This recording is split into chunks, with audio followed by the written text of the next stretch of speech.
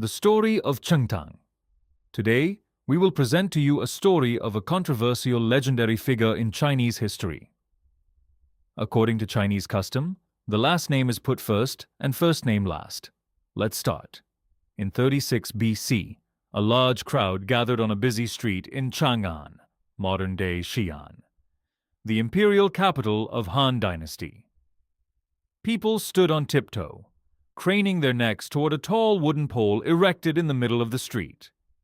Suspended from the pole was a grim, weathered human head that had been preserved with lime. It belonged to Zhiji, the Chanyu of Xiongnu. Chanyu means king in Xiongnu language. During his lifetime, Zhiji had repeatedly raided the kingdoms in the broad region beyond the western frontier of Han Empire and has once murdered an envoy of the Han Empire. To escape retaliation from Han, he led his followers thousands of miles west, settling in the kingdom of Kangju, in what is now Kazakhstan, where he believed was far beyond the reach of Han army. So how did the severed head of a warlord who had lived thousands of miles away ended up hanging in the streets of Chang'an? Let's start with a man named Tang. Born in a poor family, young Tang was talented in reading and writing, but he is also notorious for not paying back his debts. For that, people in his hometown looked down on him. Determined to change his fortunes, Tang traveled west to Chang'an. He eventually obtained a minor post in the imperial kitchen. Several years later, his literary talent caught the attention of a nobleman, who recommended him to the imperial court. While awaiting promotion, Tang's father died. According to the law and Confucian custom, he was required to return home and observe 3 years to mourn for his father. Unwilling to give up his hard-earned opportunity, Chen concealed his father's death and remained at his post. When the deception was eventually discovered, he was arrested and imprisoned. After serving his sentence, however, he was once again recommended for government service and managed to rebuild his career. Hoping to distinguish himself through military achievement, Chen repeatedly applied and was eventually appointed deputy colonel, and was sent to the West region under Colonel Gan Yanshou. The West region is a broad region beyond Han's west border. More than 10 kingdoms were located there, sandwiched between Han Dynasty and powerful Xiongnu nomads.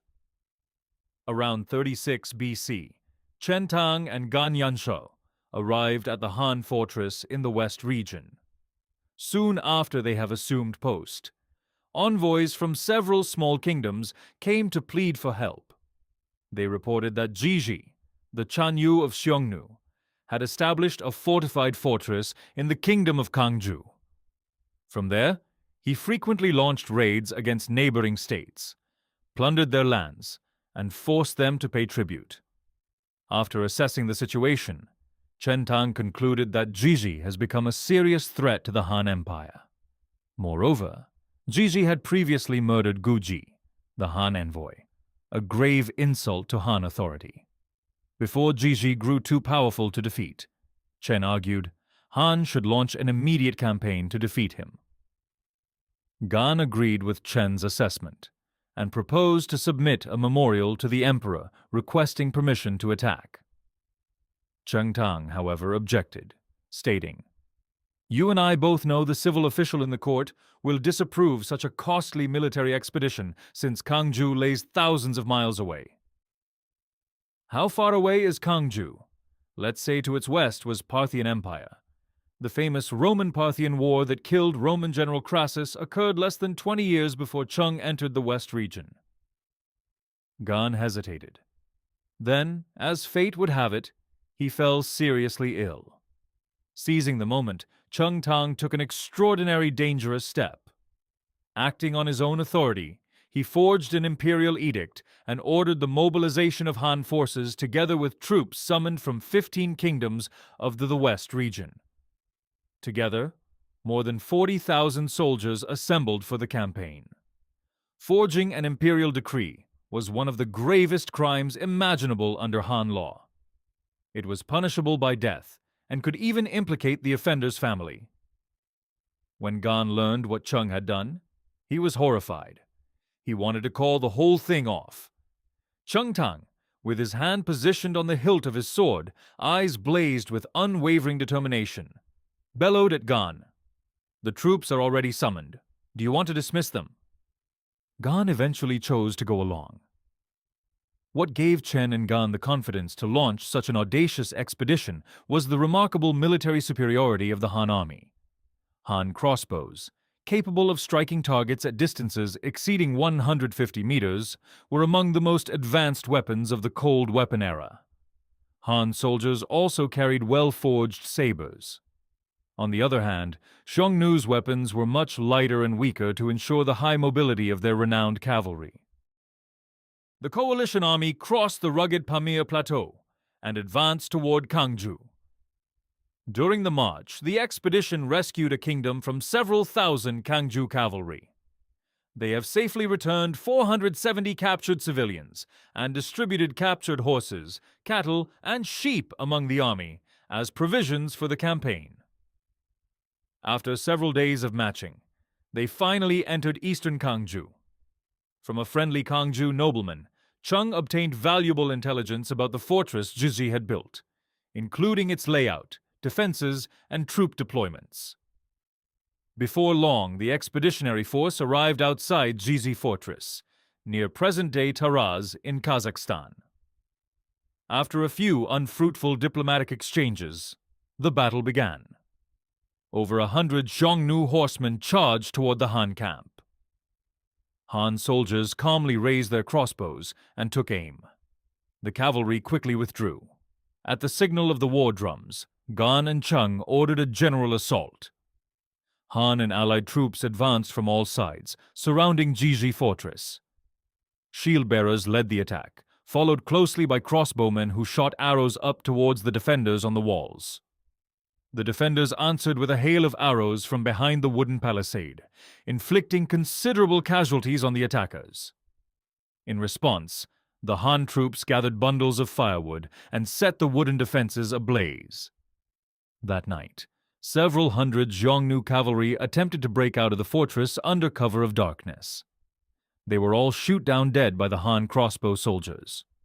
Then, Jiji the Chanyu himself appeared atop the walls wearing armor, accompanied by his wives. Together, they shot arrows at the besieging army below. During the exchange, an arrow struck Jiji in the nose. Wounded, Jiji withdrew inside the fortress. After midnight, the flames finally burned through the wooden palisade. The defenders abandoned the outer enclosure and retreated into the inner earthen fortress, where they continued to resist from the walls. Meanwhile, more than 10,000 Kangju cavalry launched repeated attacks against the Han encampment, trying to relieve the siege. Every assault was repulsed, and the Kangju cavalry eventually withdrew. At daybreak, fires raged around all sides of the earthen fortress. Amid the thunder of drums and the deafening battle cries of the attackers, Han and allied soldiers stormed the main gate. Jiji fled into the palace compound with more than 100 men and women. Han troops forced their way inside, where they found the wounded Jiji and swiftly beheaded him. Among the spoils, they recovered the official envoy's staff and silk credentials that had belonged to Guji, the Han envoy murdered by Jiji years earlier. The victory was decisive. Jiji the Chanyu was killed along with members of his family, his nobles and warriors. A total of 1,518 enemy combatants were slain. 145 were captured alive, and more than 1,000 others surrendered.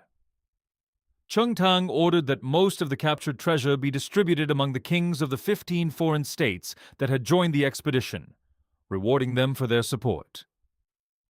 Following the victory, along with the processed head of Jiji in a wooden box, Tang submitted a triumphant memorial to the emperor. It contained a line that would echo through Chinese history for more than 2,000 years.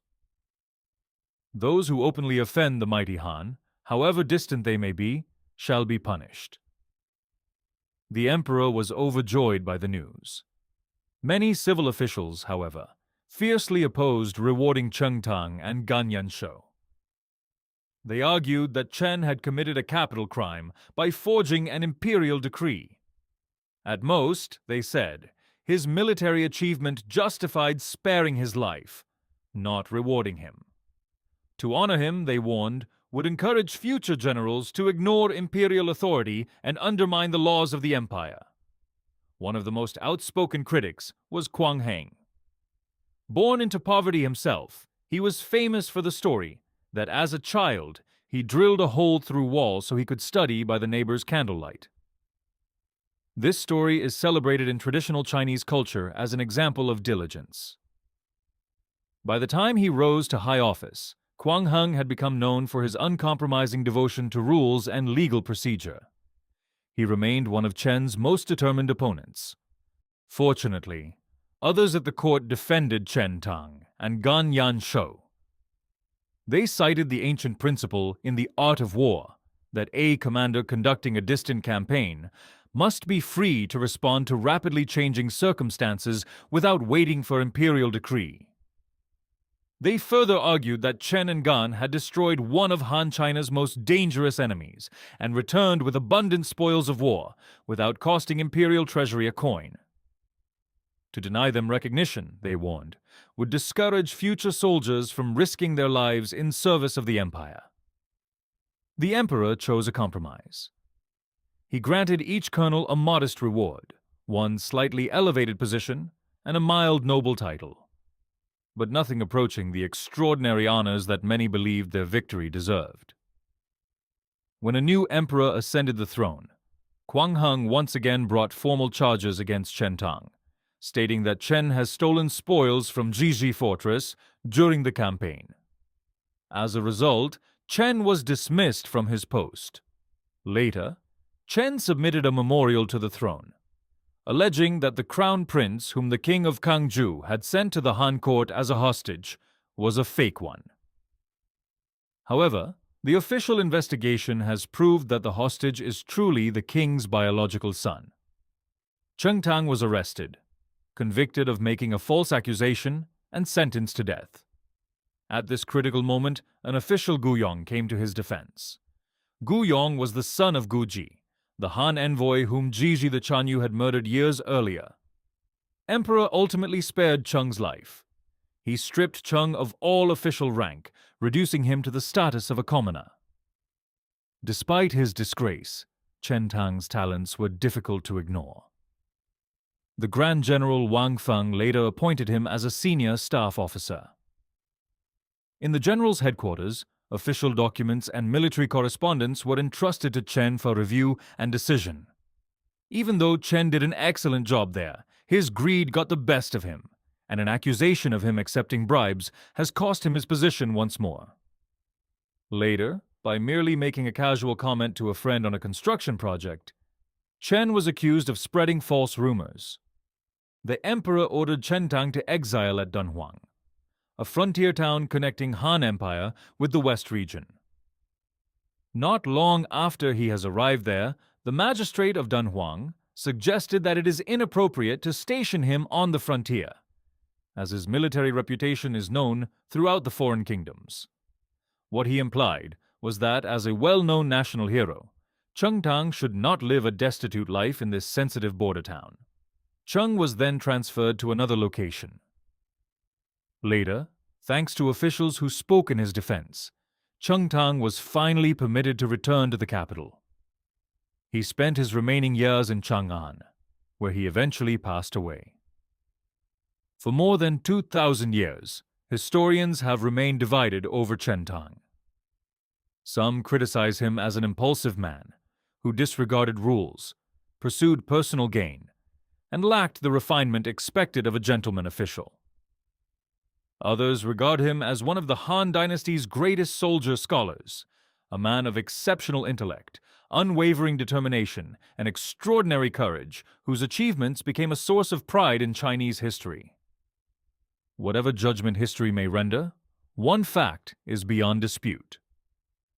Tang rode for days across endless deserts, led armies thousands of miles from home, and charged through fire, smoke, and the chaos of battle. At the height of his greatest triumph, he penned the words that would resonate through the centuries. Those who openly offend the mighty Han, however distant they may be, shall be punished. He had an exciting life and left behind a legacy. This the end of the story of Chen Tang. Please subscribe to my channel.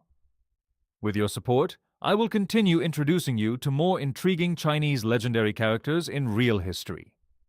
Thank you.